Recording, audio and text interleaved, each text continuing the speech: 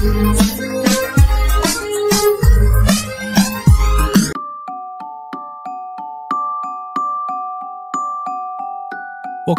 రిద్ధిష్ అనే చిన్న పిల్లవాడు అడవి అంచున ఉన్న ప్రశాంతమైన ఇంట్లో నివసించేవాడు. గాలి ప్రశాంతంగా ఉంది మరియు అతను తరచుగా కిటికీలోంచి చూస్తూ సాహసాల గురించి కలలు కనేవాడు. లోపల రిద్ధిష్ తన చెక్క బొమ్మలతో ఆడుకుంటూ తనలో తాను మెల్లగా గొనుక్కున్నాడు. కాని అతని హృదయంలో లోతుగా అతను సహవాసం కోసం ఆరాటపడ్డాడు. అకస్మాత్తుగా మృదువైన ఘోష మరియు చంద్రకాంతి మెరుపుతో 2 నక్కలు తలుపు వద్ద కనిపించాయి.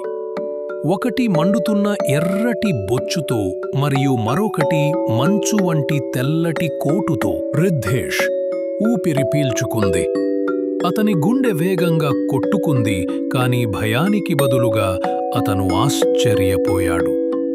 నక్కలు అతనిని తమ ప్రపంచంలోకి ఆహ్వానిస్తున్నట్లుగా మెల్లగా తలలు వంచుకున్నాయి. ఒక పాదంతో చెయ్యి కలిపి రిద్ధిష్ నక్షత్రాలతో నిండిన అడవిలోకి అడుగుపెట్టాడు.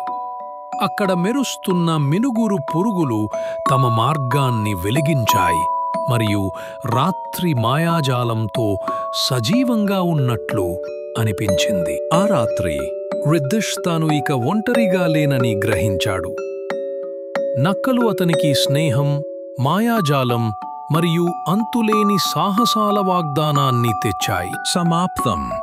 Please like, comment, share and subscribe. Thank you.